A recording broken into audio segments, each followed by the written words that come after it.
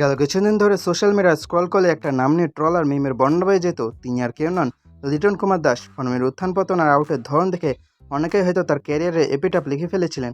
কিন্তু কথা আছে না, ক্লাস ইজ পারমানেন্ট। যখনই প্রতিপক্ষের নাম পাকিস্তান আর ফরম্যাটটা সাদা পোশাকের টেস্ট ক্রিকেট, তখন লিটন কুমার দাস যেন অন্য গ্রহের কোনো ব্যাটার। সমালোচকদের সব সমালোচনাকে বাউন্ডারির ওপারে আছড়ে ফেলে পাকিস্তানের বিপক্ষে এই সিরিজে লিটন যা দেখালেন তাকে এক কথায় বলা যায় মাস্টার ক্লাস।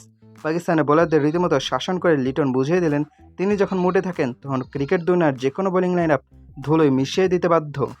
চলুন লিটনের এই সিরিজের রিপোর্টের দিকে একটু চোখ বোলানো যাক। পরিসংখ্যান কখনো কখনো মিথ্যা বলতে পারে, কিন্তু এই সিরিজের সংখ্যাগুলো লিটনের ক্লাসের কথা চিৎকার করে বলছে।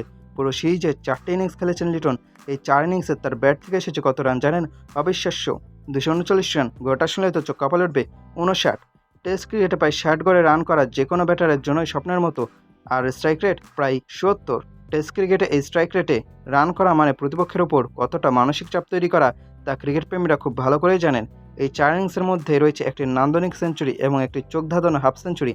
একে বলে সত্যিকারের ইম্প্যাক্টফুল পারফরমেন্স। সিরিজের শেষ ইনিংসে যখন দল একটু চাপে, তখন ক্রিকেট প্রেমীরা আবার দেখলো সেই চিরচেনা রূপ। ধারাভাষ্যকরা চিৎকার করে বলছিলেন, Liton Das is at it again. হ্যাঁ, সাদা পোশাকে নিজের ক্যারিয়ারে 20তম টেস্ট 50 তুলে নিলেন লিটন কুমার দাস। সেদিন ক্রিজে লিটনের বডি ল্যাঙ্গুয়েজ দেখেই বোঝা যাচ্ছিল he is in the mood. তিনি আজ ক্রিজে টিকে থাকতে এসেছেন, রান পাহাড় টপকাতে এসেছেন। পাকিস্তানের বোলাররা শাইন করা নতুন বল নিয়ে তৈরি আসছিল, আর লিটন অত্যন্ত ঠান্ডা মাথায় নিখুঁত টাইমিংয়ে চারিদিকের বাউন্ডারিতে বল পাঠাচ্ছিলেন। দেখে মনে হচ্ছিল লিটন যেন নেক্সট সেশন ব্যাটিং করছেন। এতটাই সাবলীল, এতটাই বেকুল ছিলেন রান করার জন্য। তবে ক্রিকেটে আনন্দ যেমন আছে, তেমনি কিছু আছে নিষ্ঠুর আক্ষেপ। লিটন যেভাবে খেলছিলেন মনে হচ্ছিল আরেকটি সেঞ্চুরি বুঝি সময়ের ব্যাপার মাত্র। কিন্তু শেষ পর্যন্ত ঠিক 69 রানে গিয়ে থামতে হলো তাকে।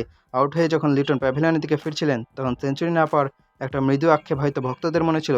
কিন্তু ভাই, 69 রানের ইনিংসটির গুরুত্ব কিন্তু কোনো সেঞ্চুরির চেয়ে কম ছিল না। দল যখন খাদের কিনারা, তখন এই 69 রানে প্রতিপক্ষের কফিনে শেষ পেরেকটি ঠুকে দেওয়ার জন্য যথেষ্ট।